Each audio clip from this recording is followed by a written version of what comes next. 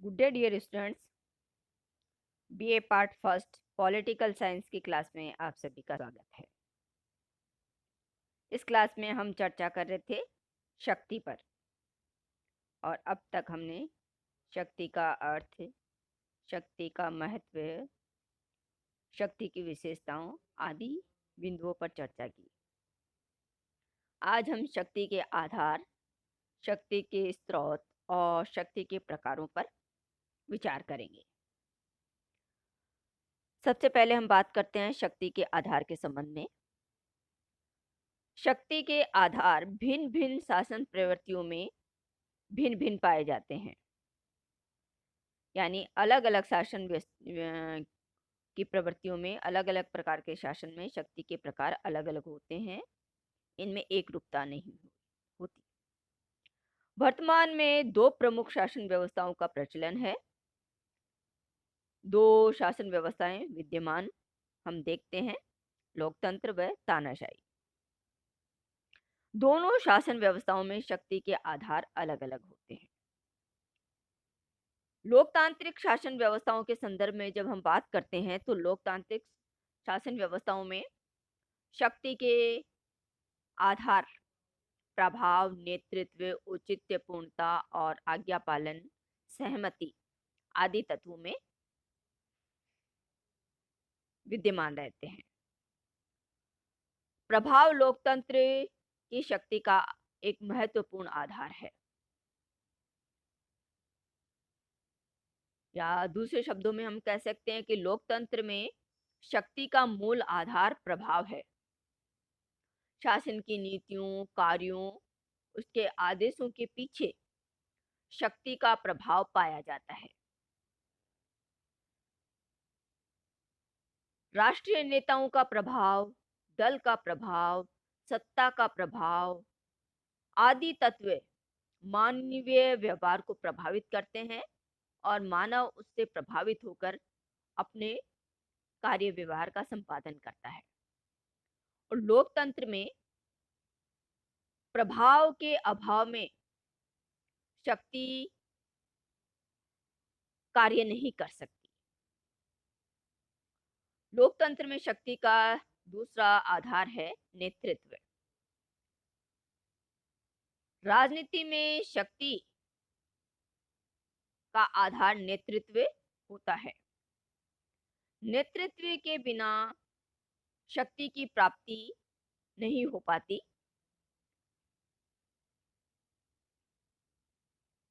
शासन व्यवस्थाओं में नेतृत्व में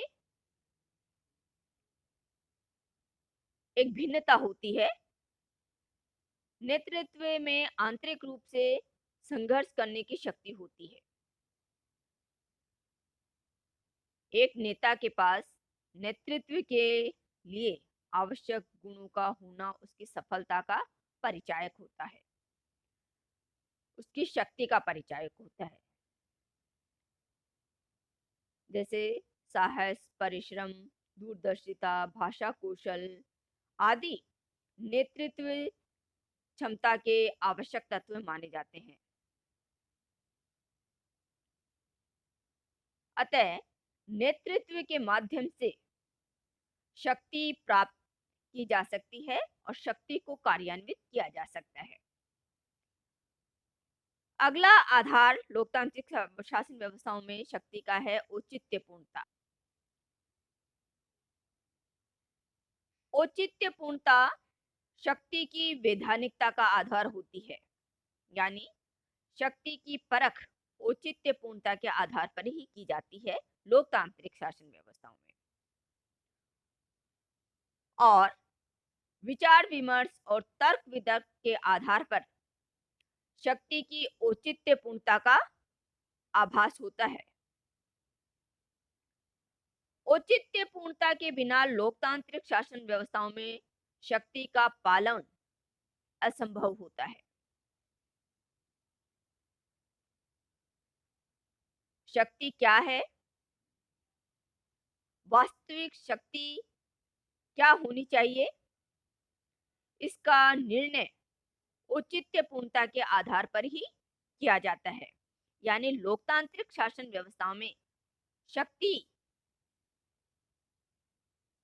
की क्रियान्विति और शक्ति का महत्वपूर्ण आधार औचित्यपूर्णता ही माना जाता है। अगला आधार है आज्ञा पालन। लोकतांत्रिक व्यवस्थाओं में आज्ञा पालन भी शक्ति का एक महत्वपूर्ण आधार होता है। राजनीतिक शक्ति संगठन व शासन व्यवस्था में आदेश प्रसारित करके आज्ञा पालन करवाती है। साधारण लोग आज्ञा पालन इसलिए करते हैं कि समाज में व्यवस्था स्थापित रहे, यानी आज्ञा जनता भी और जनता के द्वारा आज्ञा पालन, जनता भी आज्ञा पालन इसलिए करती है कि समाज में व्यवस्था स्थापित रहे और जनता के द्वारा राजनीतिक शक्ति के माध्यम से या राजनीतिक संगठन के माध्यम से आज्ञा पालन इसलिए करवाया जाता है कि समाज व्यवस्थित रहे, यानी व्यक्ति को समस्याओं से असुविधाओं से छुटकारा दिलाने हेतु आज्ञा पालन करवाया जाता है। यह माना जाता है कि लोकतांत्रिक शासन व्यवस्थाओं में राजनीतिक संगठन या शासन व्यवस्था के द्वारा शक्ति का पालन करवाते वक्त भेदभाव नहीं किया जाता। सभी पर एक ही प्रकार के आदेश लागू होते हैं और एक ही प्रकार के कानूनों का पालन जनता से करवाया जाता है।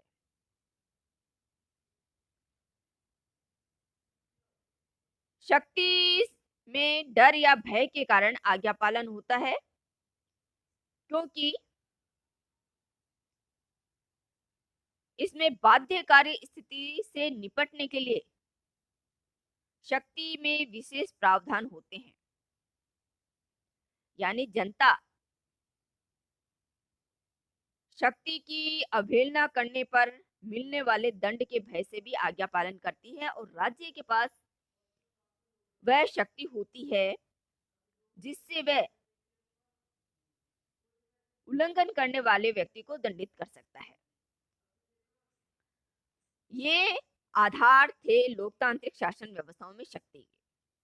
तानाशाही शासन व्यवस्थाओं में शक्ति के आधार लोकतांत्रिक व्यवस्था से अलग होते हैं।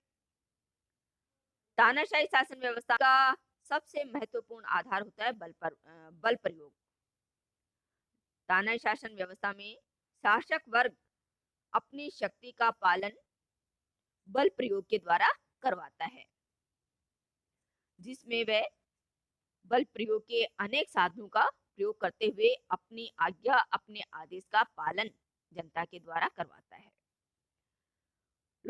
तानाशाही शासन व्यवस्था में हिंसा भी शक्ति का एक महत्वपूर्ण आधार होती है। तानाशाही शासन व्यवस्थाओं में हिंसा बड़े पैमाने पर पाई जाती है और हिंसा के माध्यम से शासक वर्ग और जनता आपस में अपने अपने अस्तित्व के लिए संघर्ष करते हैं। शासक वर्ग सेना के माध्यम से और अपने अनुयायियों के माध्यम से हिंसा उत्पन्न करता है और व्यक्ति समूह या जन सामान्य के द्वारा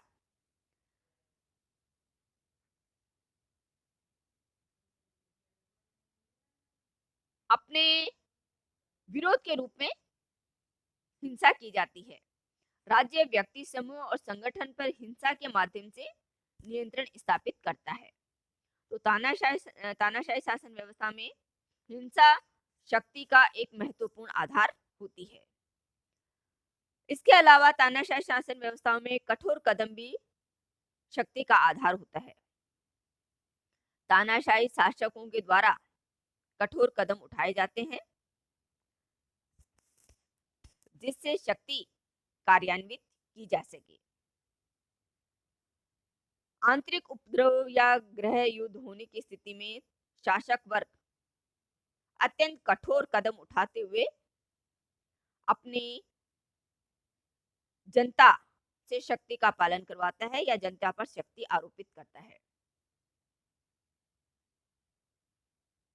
ये कठोर कदम भले ही अल्प समय के लिए हो, लेकिन ये इतने कारगर होते हैं या इतना भय उत्पन्न कर देते हैं या जनता को बाध्य कर देते हैं कि वे शासक वर्ग के अनुरूप अपना कार्य करें। तानाशाही शासन व्यवस्था में शक्ति का एक आधार दंड भी है। तानाशाही शासन व्यवस्था में दोषी व्यक्ति को या अपराधी व्यक्ति को दंडित करने की व्यवस्था अत्यंत सख्त होती है।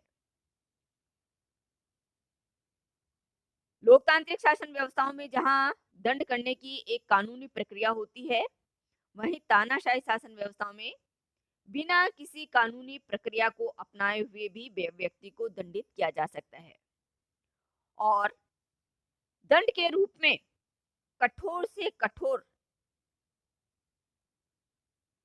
यातना या कठोर से कठोर दंड व्यक्ति को दिया जाता है। अपराधी पर अमानवीय तरीके से जुल्म किए जाते हैं, यातनाएं दी जाती हैं, जिसका जनमानस पर व्यापक प्रभाव पड़ता है। तानाशाही शासन व्यवस्था में भय भी शक्ति का एक आधार है। जहां तानाशाही शासन व्यवस्था होती है, वहां जनता में एक भय व्याप्त रहता है, आतंक व्याप्त रहता है शासक वर्ग के प्रति। तानाशाही शासन व्यवस्था में जनता का शोषण बड़े पैमाने पर होता है। किसी प्रकार की सहायता तानाशाही शासन व्यवस्थाओं में जन सामान्य को उपलब्ध नहीं होती और तानाशाही शासन व्यवस्थाओं में नागरिकों के अधिकार और स्वतंत्रताएं प्रतिबंधित होती है। सेना और हिंसा या बल प्रयोग का डर हमेशा जनमानस पर छाया रहता है और इन्हीं तत्वों से तानाशाही शासन व्यवस्था में शक्ति कार्यान्वित होती है। ये वे शक्ति के प्रकार। नेक्स्ट वीडियो में हम चर्चा करेंगे। धन्यवाद।